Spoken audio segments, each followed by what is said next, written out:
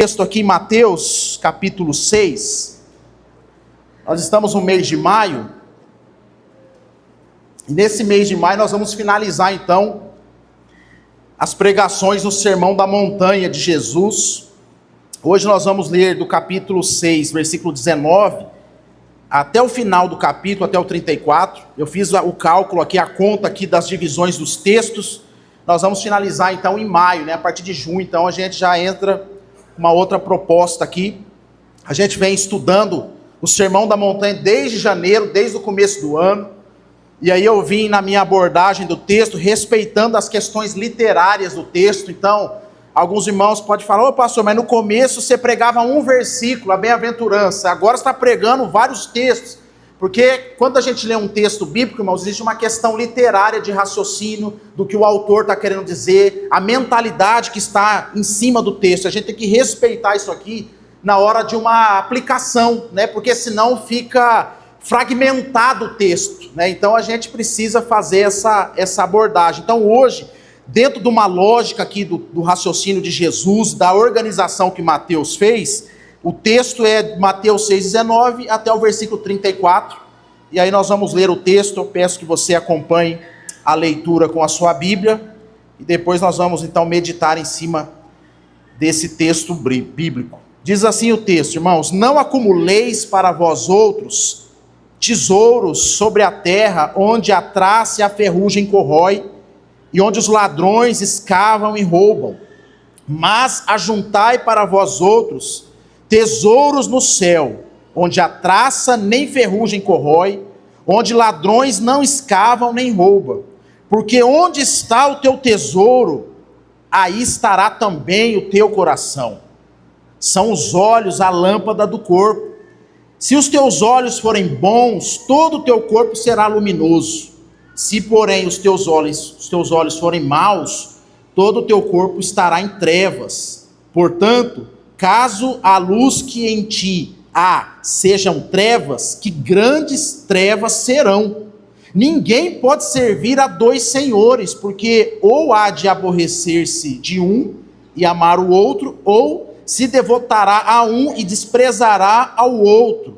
Não podeis servir a Deus e às riquezas. Por isso vos digo, não andeis ansiosos pela vossa vida, quanto ao que haveis de comer ou beber, nem pelo vosso corpo, quanto ao que haveis de vestir. Não é a vida mais do que o alimento, e o corpo mais do que as vestes? Observai as aves do céu, não semeiam, não colhem, nem ajuntam em celeiros, contudo vosso Pai Celeste a sustenta. Porventura não valeis vós muito mais do que as aves? Qual de vós, por ansioso que esteja, pode acrescentar um côvado ao curso da sua vida? E por que andais ansiosos quanto ao vestuário? Considerai como crescem os lírios do campo, eles não trabalham nem fiam. Eu, contudo, vos afirmo que nem Salomão, em toda a sua glória, se vestiu como qualquer deles. Ora, se Deus veste assim a erva do campo, que hoje existe e amanhã é lançada no forno, quanto mais a vós outros homens de pequena fé.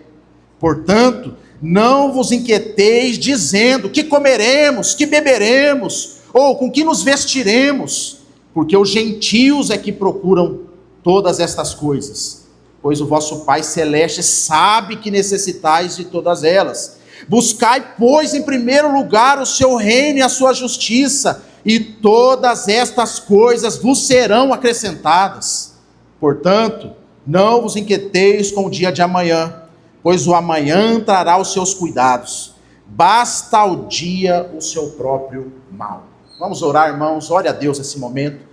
Peça a Deus para que Ele fale com você. Se é que não já falou na leitura do texto. Senhor, em nome de Jesus, eu oro para que as palavras saltem aos nossos olhos e queimem no nosso coração, gerando em nós posicionamento, mudança, reflexão genuína, ó Deus, que vai, ó Deus, gerar resultados significativos dentro do nosso lar, na nossa casa, no nosso trabalho, na nossa maneira de ser. Eu oro, Deus, para que a Tua palavra ela não volte vazia, mas que ela tenha acesso ao nosso coração, e que o Senhor, ó Deus, possa fazer do nosso coração uma boa terra, para que a semente da palavra caia, ó Deus, e não seja ali, ó Deus, atrapalhada pelos espinhos, pelo vento. Pelo contrário, que ela caia e gere frutos, e frutos que glorificam o teu nome, que gere transformações, ainda nessa noite enquanto pregamos, que o Espírito do Senhor possa falar de forma profunda a cada coração, em nome de Jesus, amém. Irmãos, essa semana eu vi um vídeo no Instagram, esses cortes assim, né, que eles fazem de um tema assim, de repente embaixo tem um pastor fazendo a finalização do assunto. Aí o vídeo era assim, era um entrevistador nas ruas perguntando assim para as pessoas: 5 milhões na conta ou 5 minutos com Jesus? Fazendo essa pergunta. Aí as pessoas, 5 milhões na conta.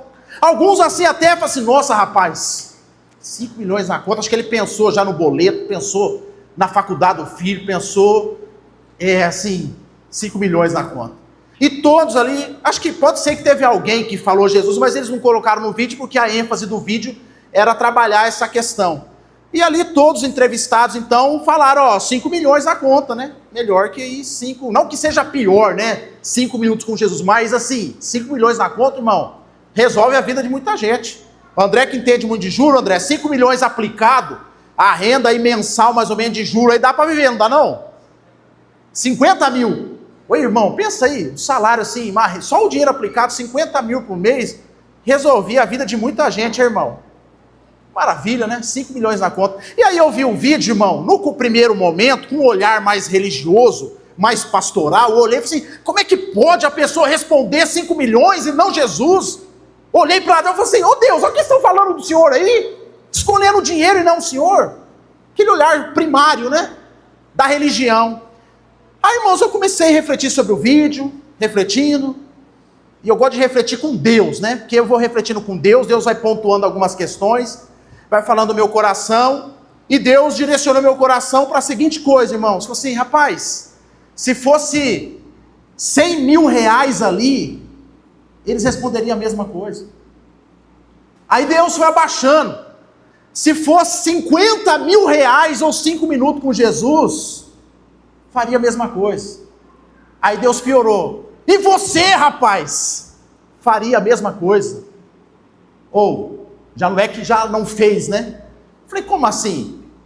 Quanto tempo eu estou disponível para você e você não passa 5 minutos comigo porque você está correndo atrás da vida, correndo atrás de um monte de coisa, mas você não consegue parar 5 minutos para estar em minha presença?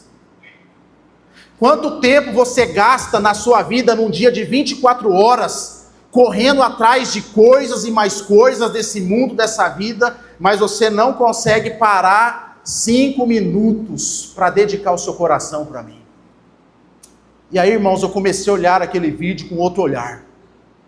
E eu pensei assim, acho que a maioria de nós ali, talvez não ia passar nesse teste.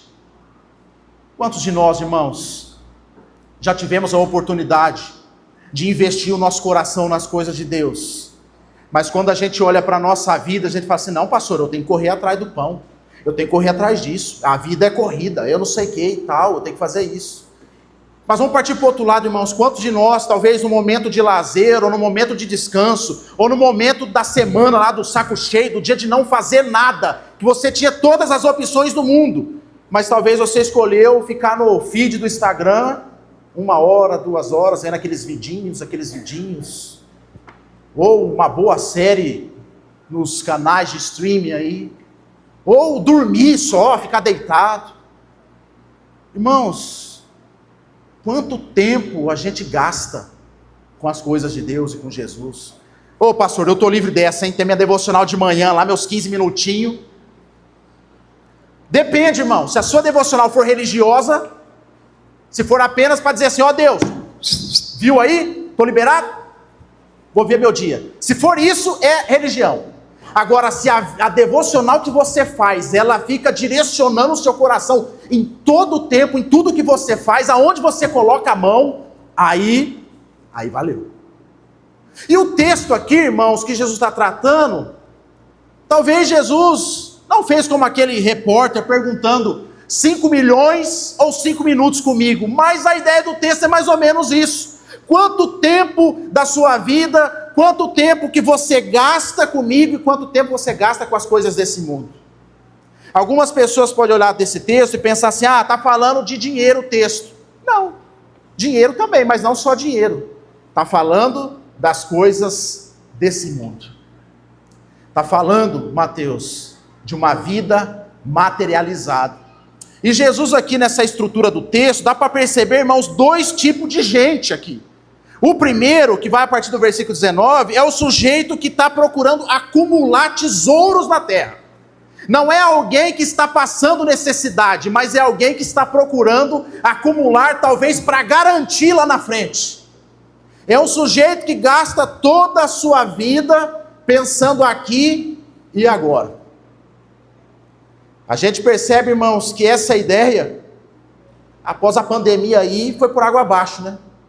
Quantas pessoas com recursos, com tantas coisas, mas não conseguiram evitar um desastre. Então, acumular riquezas, irmãos, segundo a Bíblia, segundo a perspectiva do reino de Deus, é uma mentalidade ilusória.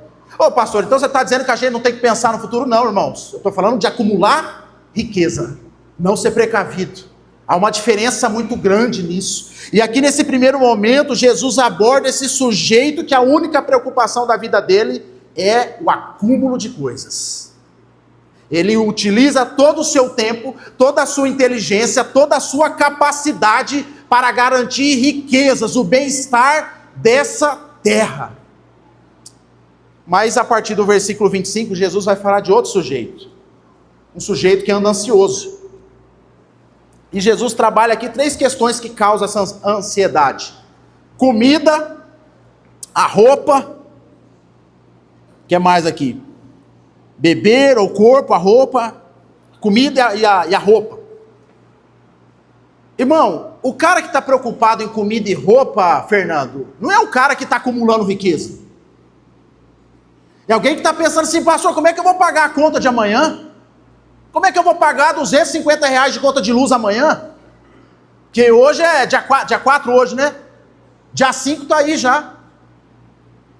O sujeito do versículo 25 em diante, é o sujeito, irmão, que está aqui sentado agora, e o André orou para ele não olhar para o celular, não preocupar com a segunda-feira, mas ele está tão ansioso que ele está preocupado. Pastor, beleza, essas palavras aí. E amanhã o que eu vou jantar, cara?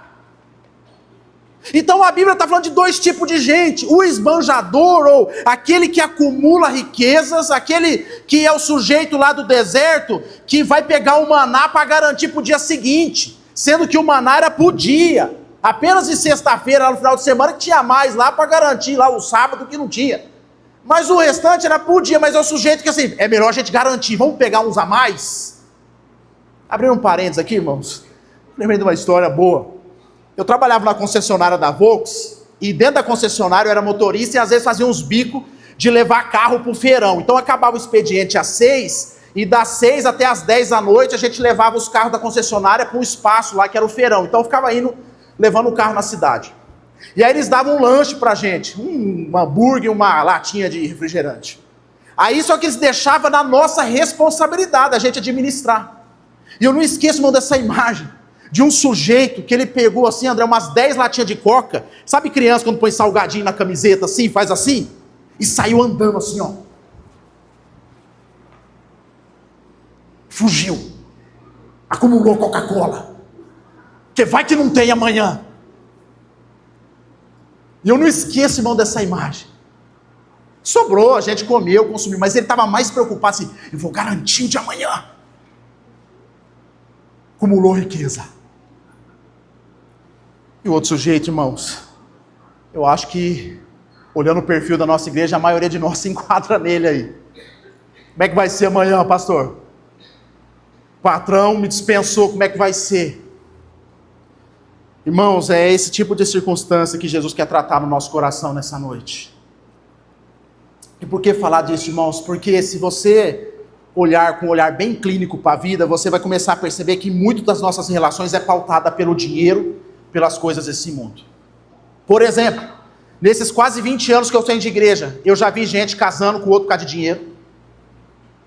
Já vi gente pautando o relacionamento por causa de dinheiro. Ela, lógico que ela não fala, né? Na igreja não fala. Mas está casando com o sujeito, porque o sujeito tem dinheiro, ou vice-versa. Eu já vi gente em rodas de amigos, porque esses amigos têm um recurso maior que outros, então eu tenho que andar com essas pessoas, então a minha relação de amizade é pautada pelo recurso. Eu já vi gente, irmãos, esses quase 20 anos, sair de uma igreja talvez de bairro, porque ali todo mundo é simplão de tudo, como diz aí a frase, e eu vou lá para a igreja mais elitizada, porque lá tem gente do meu patamar. O dinheiro, o recurso pautando a relação até mesmo espiritual. Irmãos, eu estou cansado de ver isso acontecendo. Eu não estou falando do mundo não, irmão, estou falando de igreja. Estou falando do mundo. Estou cansado, irmãos, de ver pessoas preocupadas com herança, com seu familiar ainda vivo. Eu já vi pessoas fazendo cálculo, irmão. Eu já vi pessoas calculando situações, talvez um bem que poderia comprar, com a possível herança de uma pessoa viva. Eu já vi velórios, irmãos, que o corpo desceu à sepultura. E o assunto, minuto seguinte, era grana. Que nós vamos... Quem que vai ficar com isso? Quem vai ficar com aquilo? Briga judicial, irmãos, entre irmãos. Por causa de recurso. É o sujeito da Volkswagen com a Coca-Cola na mão. Eu tenho que garantir o meu. Eu já vi famílias de irmãos crentes, entre irmãos rachando por questões financeiras e dinheiro. É isso, irmãos, que Jesus está nos alertando na palavra dele. Porque para viver a mentalidade do reino de Deus, irmão, tem que transcender esse tipo de coisa. Existe uma realidade de igreja, irmão, que é a igreja assim, eu vou lá, escuto, gosto, não gosto, vivo minha vida, ninguém tem nada a ver comigo, e eu sou materialista mesmo, e eu vou lá e eu gosto da palavra do pastor, eu gosto da música, gosto de não sei de quem, e tá tudo certo, vou tocar minha vida assim, beleza. Vai para o céu? Não sei, que é com Deus. É reino de Deus? Não. Não é reino de Deus. Reino de Deus, irmãos, Jesus ele está chamando a gente para um estilo de vida que rompe com essa estrutura materialista que muitas vezes a gente está preso, enraizado. E aí, irmãos, duas observações, fica latente aqui no texto, quando a gente lê, que Jesus nas entrelinhas da sua fala, ele vai revelar algumas coisas. Olha, por exemplo, do versículo 21 ao 24, vai dizer assim, porque onde está o teu tesouro, estará também o teu coração. Aí do 22 ao 23, ele vai falar dos olhos como lâmpada, ou seja, aquilo que você administra aqui vai tomar conta da sua vida. E aí no 24 ele diz, ninguém pode servir o quê? A dois senhores. O que Jesus está nos ensinando aqui, irmãos? Que as nossas obras revelam o nosso coração. A forma que a gente lida com as coisas revela aonde está o nosso coração. Irmãos, como eu queria ter essa sabedoria de Jesus, de colocar as palavras sem colocar. É como se fosse um médico que você está ali numa consulta e fez os exames, e ele está com o diagnóstico, e talvez o diagnóstico não é tão favorável, e ele precisa de um jeito assim, para poder falar com você. Normalmente os médicos começam com aquela fala técnica, né? Não, porque aqui teve não sei o quê, aí normalmente as pessoas falam assim, ô doutor, fala a nossa linguagem aí, qual que é o negócio? É grave, é grave.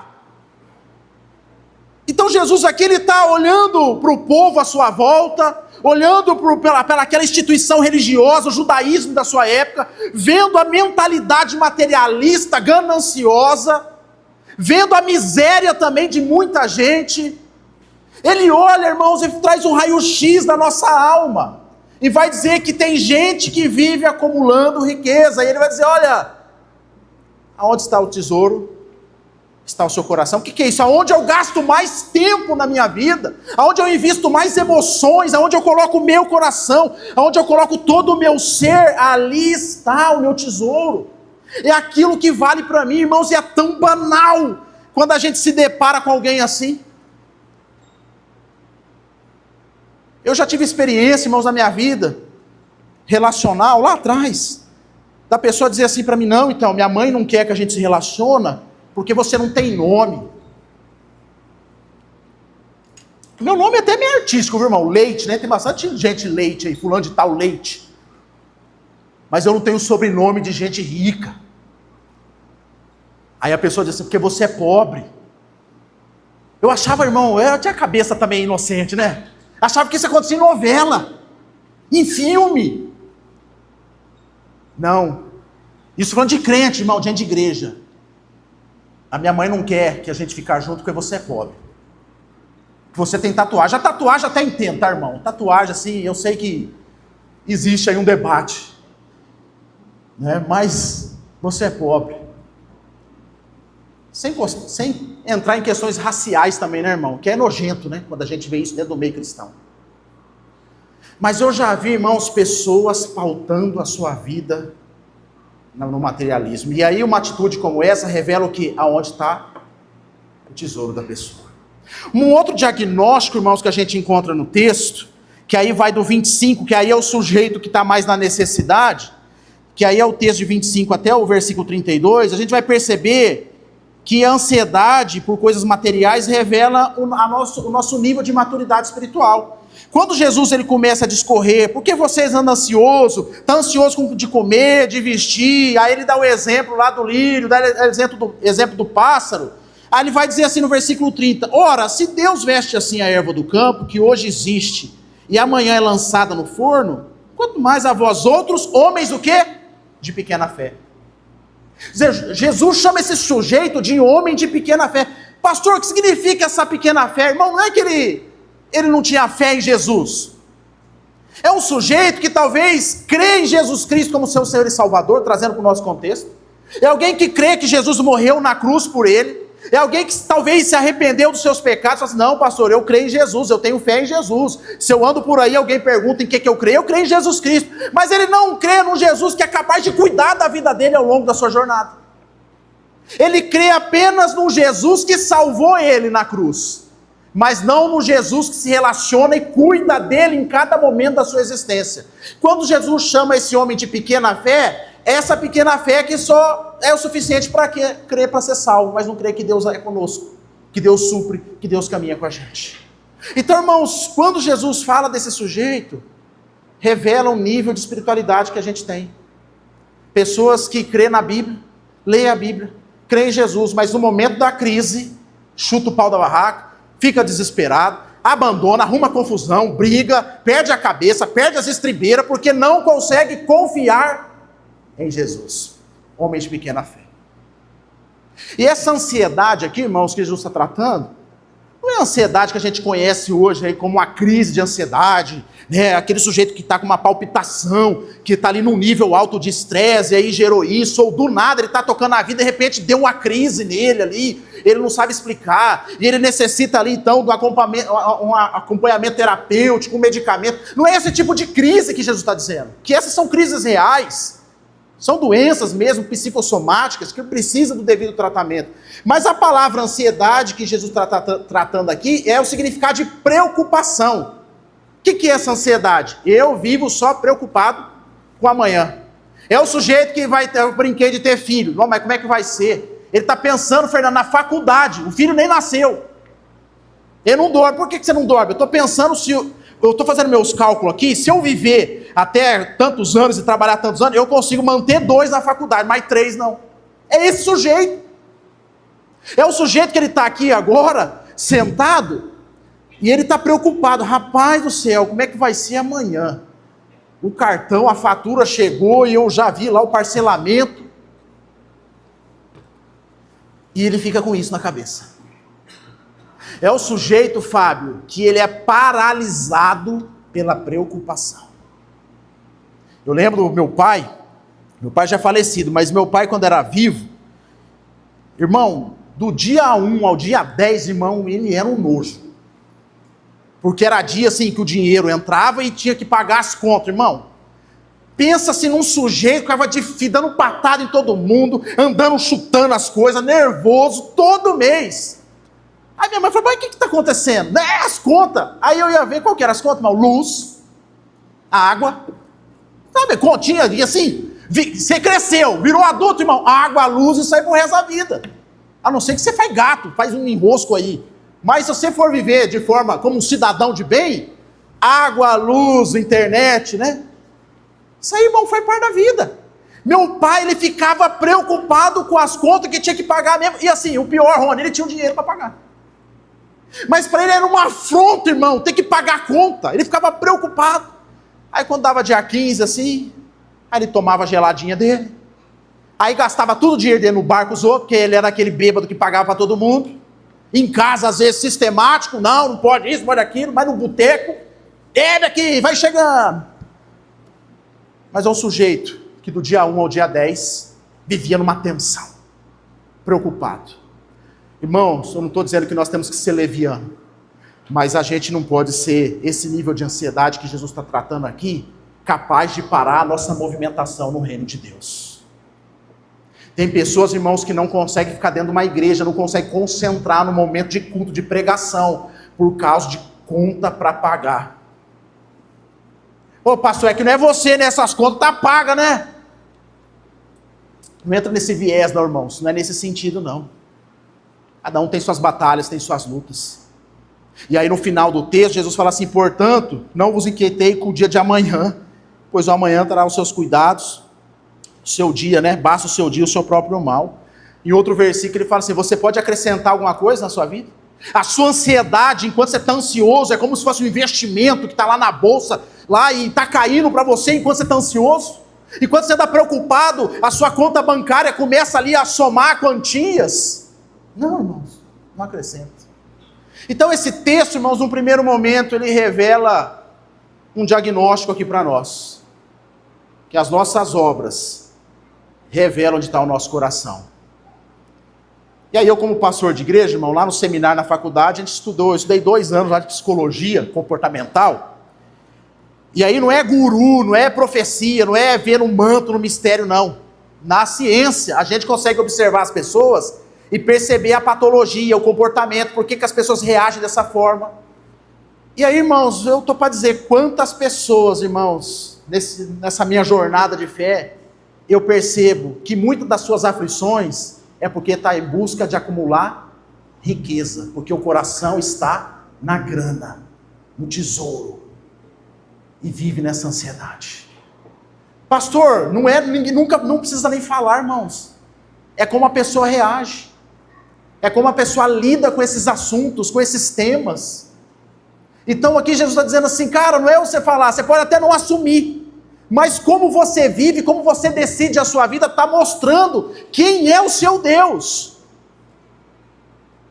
E voltando à pergunta lá do começo, irmãos, o pastor lá que estava direcionando, eu não conheço muito ele, eu vejo alguns vídeos só, o Thiago Brunet, que estava direcionando esse vídeo, ele fala assim, que se a pergunta fosse 5 minutos com Jesus ou 5 com o diabo, ou 5 milhões ou o diabo, tipo assim, ninguém quer diabo.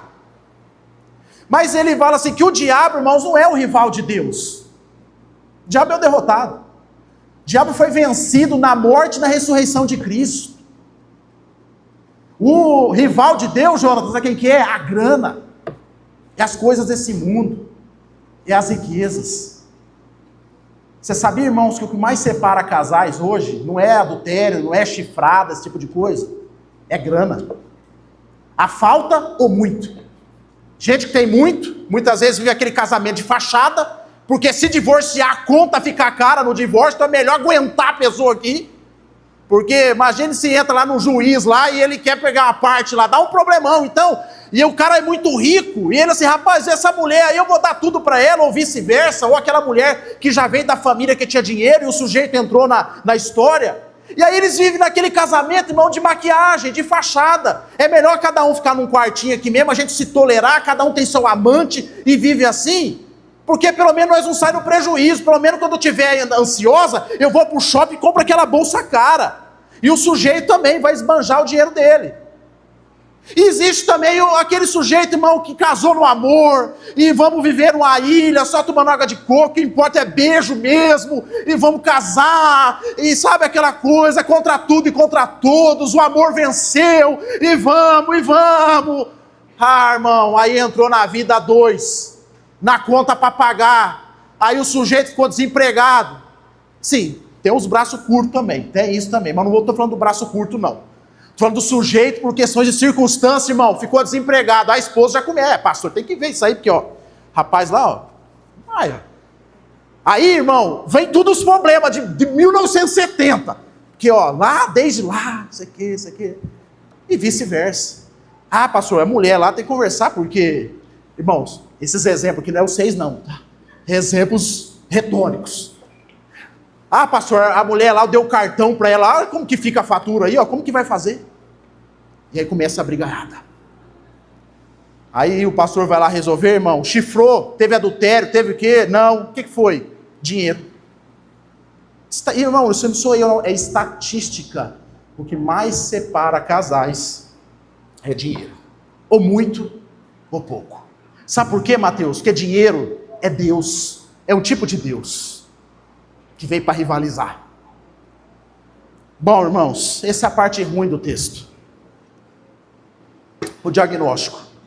E a parte boa, irmãos? Diante disso, como é que devemos nos posicionar diante da vida? Irmãos, o versículo 19 e 20 vai nos dar uma direção aqui, ó.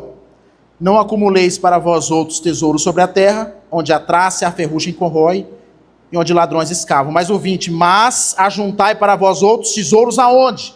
No céu, onde a traça nem ferrugem corrói, onde os ladrões não escavam nem roubam. Pastor, como é que faz para juntar tesouro no céu? Existe uma conta virtual? Porque tem esses negócios virtual hoje, você compra moeda virtual. Existe então um negócio do céu que eu vou investindo lá na bolsa celestial? Existe um lugar que eu deposito assim toda a minha riqueza lá no céu, e aí quando eu morrer, ou quando Jesus voltar eu ir para lá, aí Jesus fala assim, rapaz, tá aqui a aposentadoria aqui, ó, a casinha ali, o sobradinho, não sei o quê, a casa na praia, tá tudo aqui, você investiu no céu, é isso, irmão? Lógico que não. Jesus está falando de caráter cristão, está falando de vida cristã. Porque a ideia de céu, ele não está falando de lugar, mas ele está falando de eternidade. Está falando de coisas que permeiam na eternidade. E aí no versículo 33, irmãos, ele vai dizer o quê? Buscai, pois, em primeiro lugar o quê?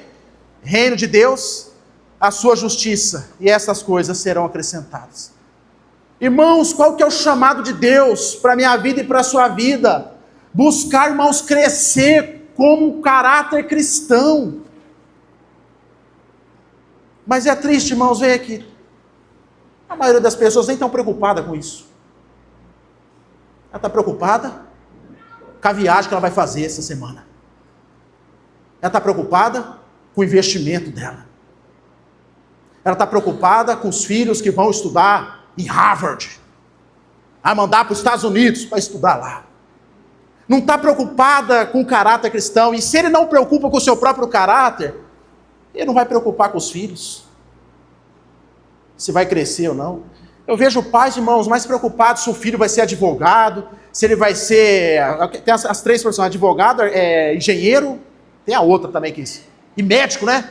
Médico, agora mudou, né? Agora tem muita profissão, mas antigamente os top era advogado, médico e engenheiro. Ele não está preocupado se o filho é cheio do Espírito Santo de Deus, se é um bom crente, se tem caráter. É advogado, engenheiro e médico. É pai e mãe que nunca orou com seus filhos. Nunca depositou o reino de Deus dentro do coração dos seus filhos. E por que não fez isso? Porque não tem para dar. Porque ele mesmo também está preocupado com isso, então ele dá o que ele tem. Certa feita eu dividi uma classe com um professor de escola dominical para adolescente. E aí a gente fazia assim, um domingo eu dava aula, um domingo ele. O domingo que eu dava aula, eu já era ali, né, seminarista, diácono, aquela coisa, eu sempre gostei da palavra de Deus. Mesmo do meu jeitinho simprão ali, as minhas dificuldades de interpretação do texto bíblico, eu ensinava a Bíblia.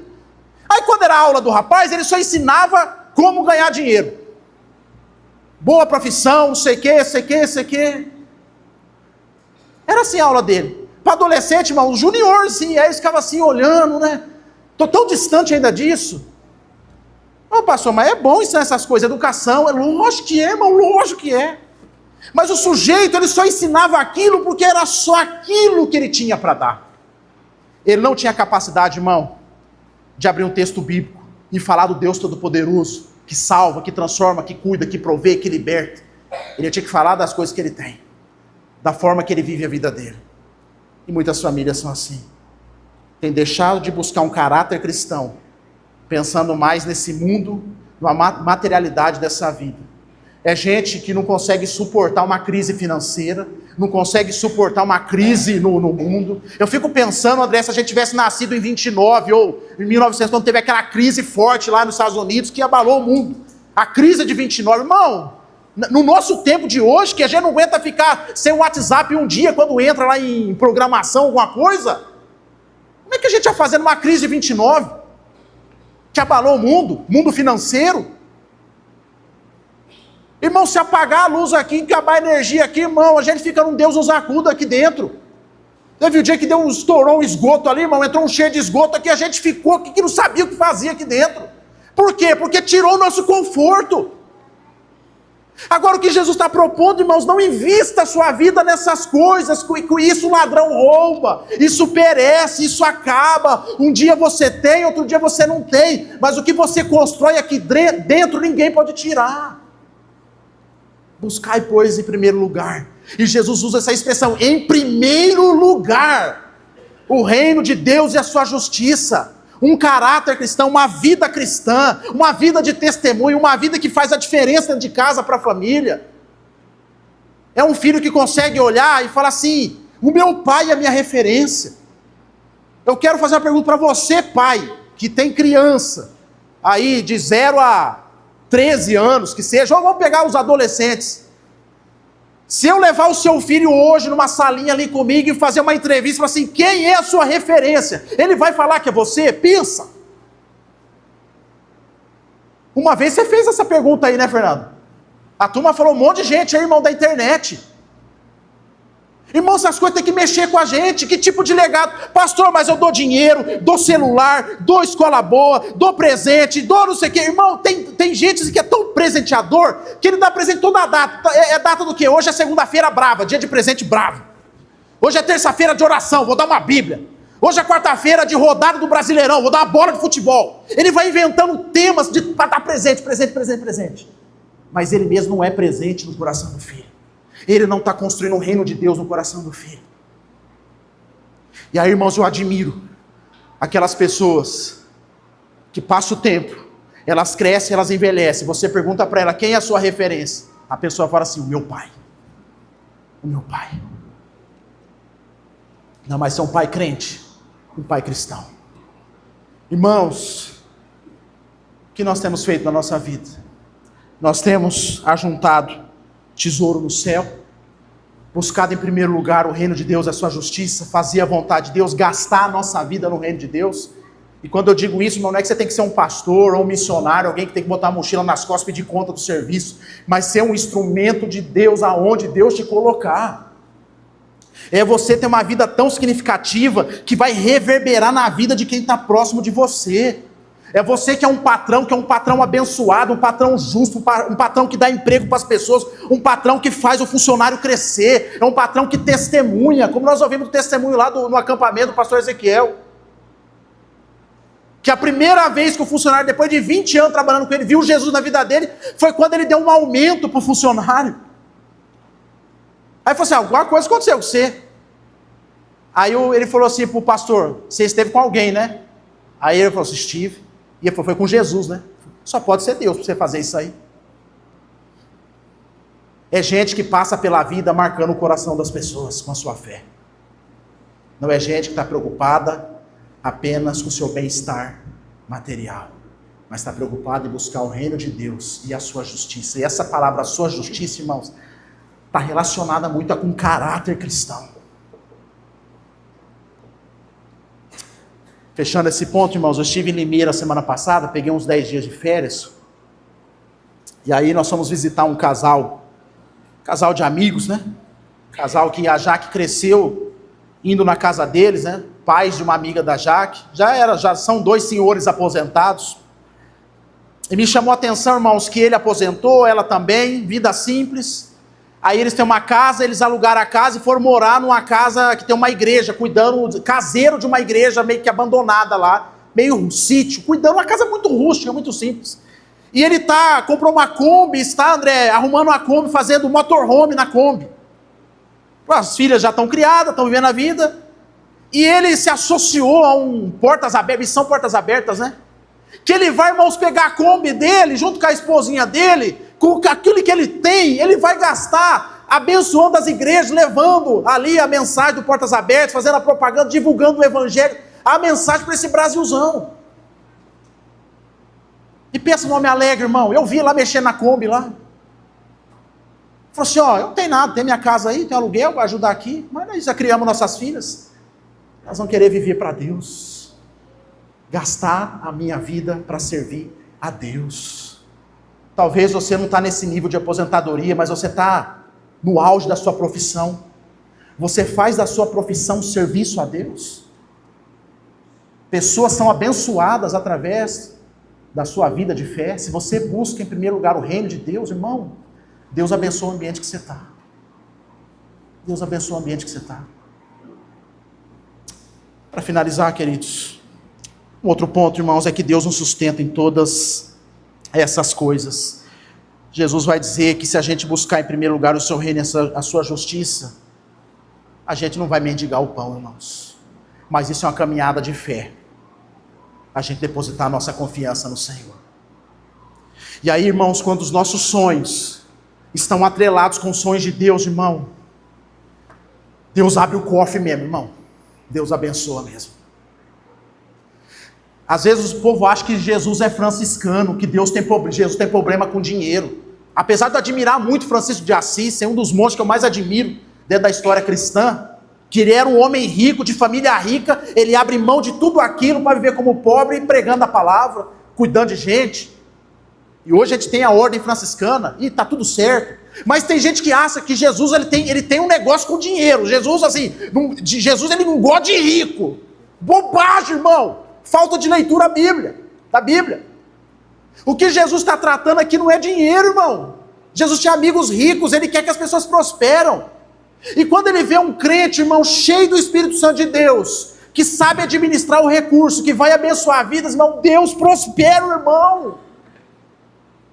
Deus prospera o irmão.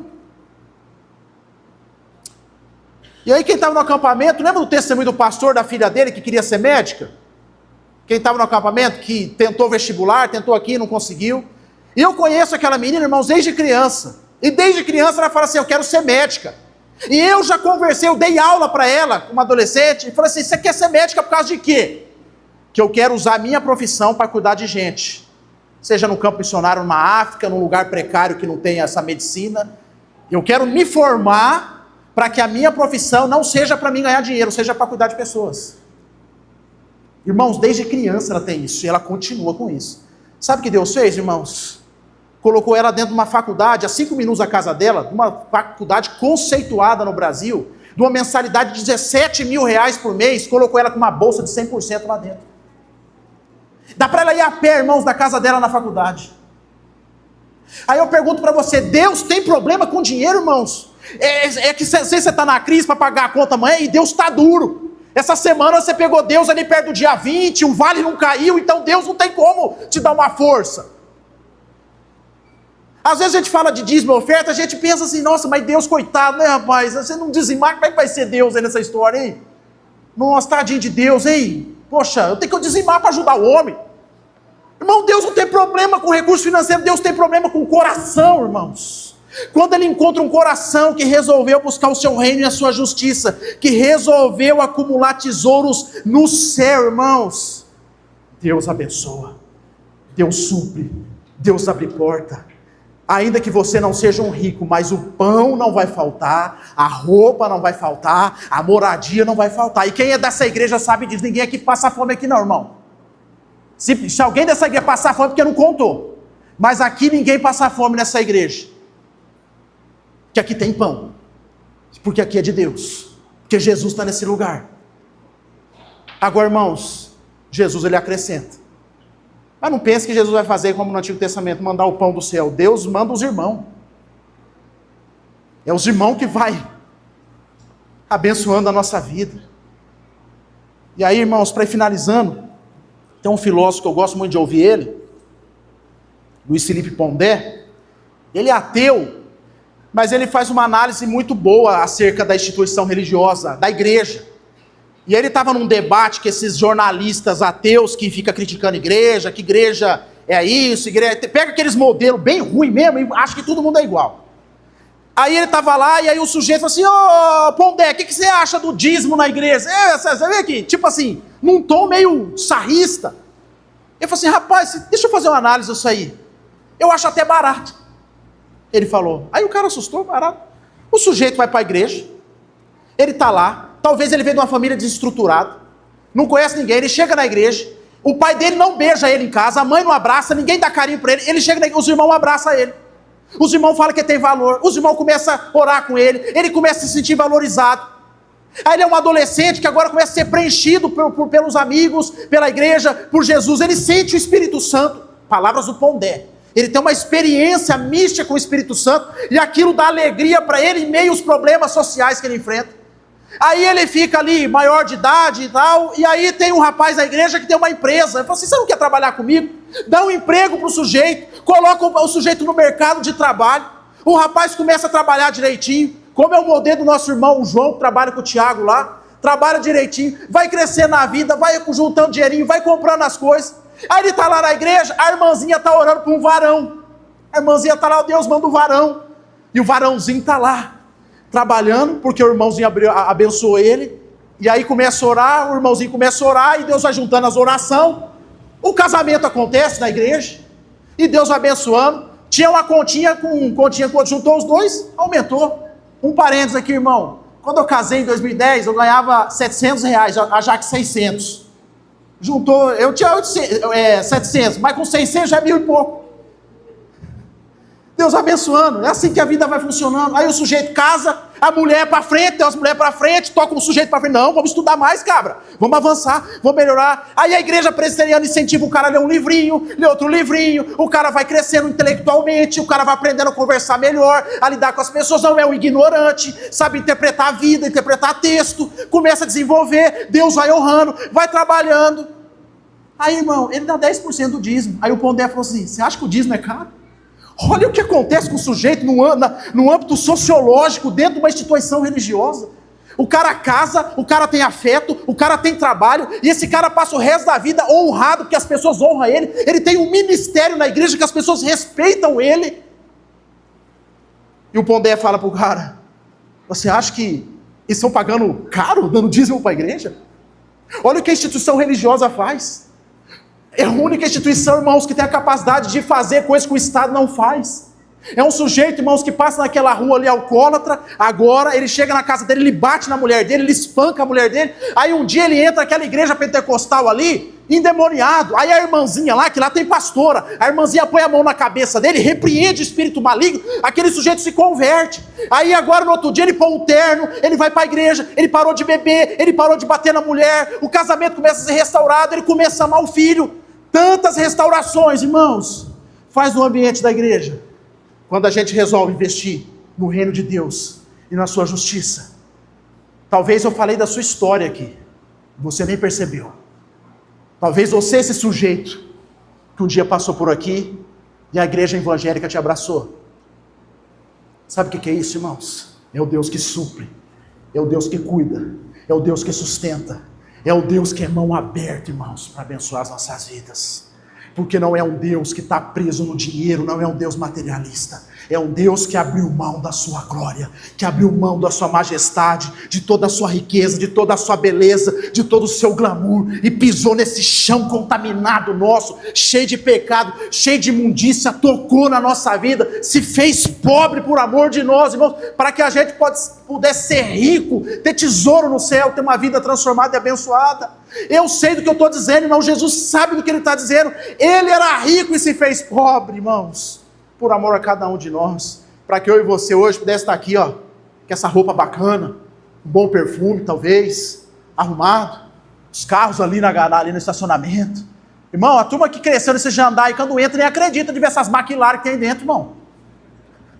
Não, às vezes eu vou no banheiro ali, irmão, eu dou uma olhada, rapaz do céu. O Valdemir, irmão, glorifica de pé, irmão, que Deus está abençoando esse negócio aqui, irmão. As McLaren, isso aqui é isso, irmão. Bênção de Deus.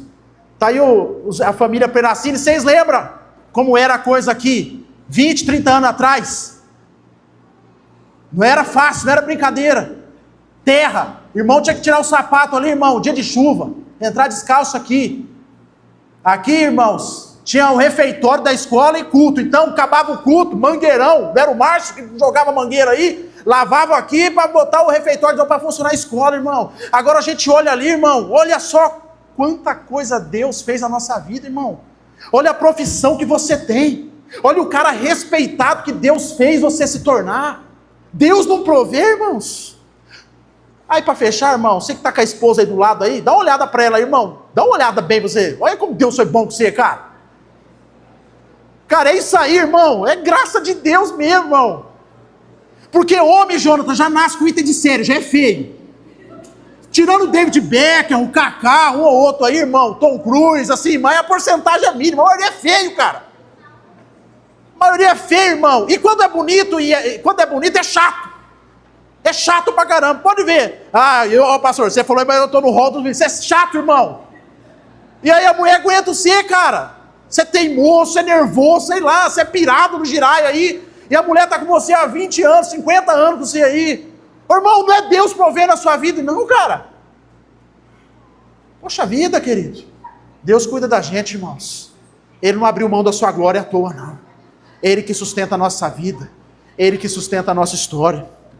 Então, irmãos, onde está o seu coração? Aonde você tem depositado a sua confiança? Na sua conta bancária? Ou no caráter cristão que você tem buscado construir com Jesus? E antes de orar, eu quero desafiar você. Talvez essa palavra falou com você, mas não fala para os outros não, é você e Deus. Porque não os outros assim, eu sabia que era o seu materialista. A maioria que é, viu, irmão? Fica tranquilo. Essa palavra falou com você, fala assim, Deus, no seu coração, eu vou assumir uma postura diferente com o Senhor. Eu quero acumular tesouro no céu. Eu quero ser conhecido por um caráter cristão.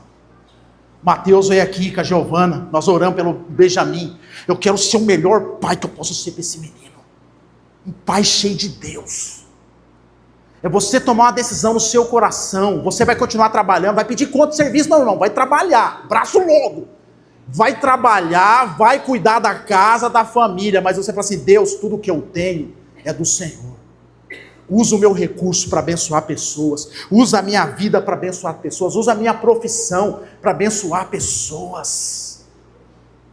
Faz essa oração com Deus, irmãos, com sinceridade. Você que é professor ou professor, que eu admiro muito, inclusive estou estudando para isso também. Eu quero entrar dentro das escolas, irmão. Quero ensinar uma boa aula de história para os alunos. Fala assim, Deus, usa a minha vida lá na escola com os alunos. Eu lido com gente a semana inteira. Eu quero buscar o Senhor em todo o tempo. Deus, usa o meu recurso, está aqui, Senhor, minha conta bancária. Usa a favor do teu reino. Está aqui, Senhor, meu dia 5, meu pagamento cai amanhã, ou quinto dia útil, não sei que dia que vai dar. Senhor, está aqui diante do teu altar. É seu, Senhor. Administra para mim, Senhor. A minha vida é do reino. Eu quero ver para a honra e glória do teu nome. Ore, faz essa oração. Você e Deus, em nome de Jesus.